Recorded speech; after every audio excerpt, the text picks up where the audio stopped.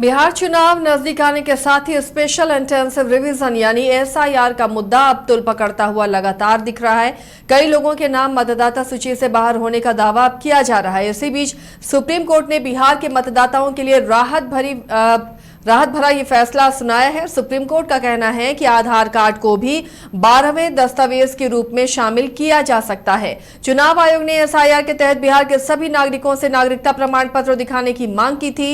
इसके लिए चुनाव आयोग ने 11 दस्तावेजों की सूची जारी की थी जिनसे नागरिकता सिद्ध की जा सकती है, मगर अब सुप्रीम कोर्ट ने 12वें दस्तावेज के रूप में आधार कार्ड को जोड़ने का आदेश दे दिया है। सहयोगी दीपक जुड़े हुए हैं दिल्ली से अपडेट के साथ। दीपक, ये बड़ा फैसला है सुप्रीम कोर्ट का, अब आधार कार्ड भी 12वें दस्तावेज के रूप में इस्तेमाल किया जा सकता है। एसआईआर में जिनका नाम कटा है, जो परेशान है, उनके लिए एक बड़ी राहत, और साथ ही विपक्ष जो इस मुद्दे को उठा रहा था उन्हें भी राहत। देखिए बिल्कुल, क्योंकि आज सुप्रीम कोर्ट का एक बड़ा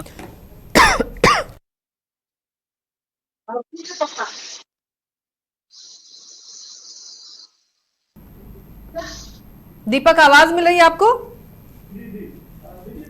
सुप्रीम कोर्ट का एक बड़ा आदेश जो है आज आया है। इसमें 12वें दस्तावेज को लेकर जो है आधार कार्ड को मानने की जो बात है वो सुप्रीम कोर्ट की तरफ से की गई है।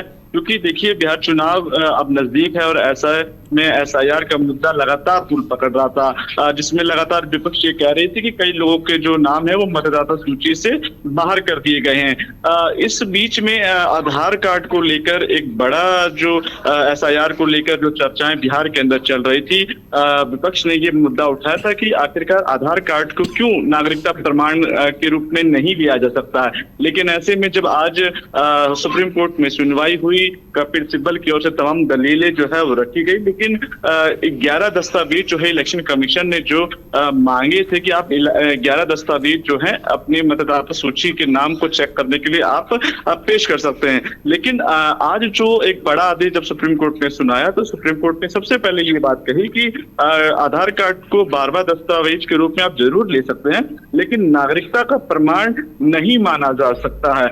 नागरिकता प्रमाण के लिए आपको वास्तविक जो पत्र है वो आपको देना जरूरी है, जिसमें आप जहां रह रहे हैं वहां के आप का प्रूफ जो है आपको देना बहुत जरूरी है। लेकिन इन 12 दस्तावेजों के बीच में सुप्रीम कोर्ट ने ये कहा कि इलेक्शन कमीशन ने ये कहीं नहीं कहा है कि 12 दस्तावेजों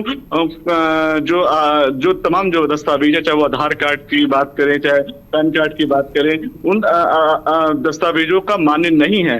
तो इस तमाम तथ्यों को लेकर आज सुप्रीम कोर्ट ने एक बड़ा फैसला सुनाया और यकीनन जो है एक राहत भरी खबर जो है जरूर एसआईआर को लेकर है। लेकिन दूसरे सुप्रीम कोर्ट ने ये भी साफ कर दिया कि नागरिकता प्रमाण जो है इसको नहीं माना जा सकता। जी, लेकिन वोटिंग राइट इससे मिल जाएगा आधार कार्ड से? देखो, दोबारा प्रश्न आप अपने दीपक, भले ही इसे नागरिकता का प्रमाण पत्र नहीं माना जाएगा आधार कार्ड को, लेकिन इससे वोटिंग राइट्स मिल जाएंगे उन मतदाताओं के जिनके नाम कट चुके हैं एसआईआर में।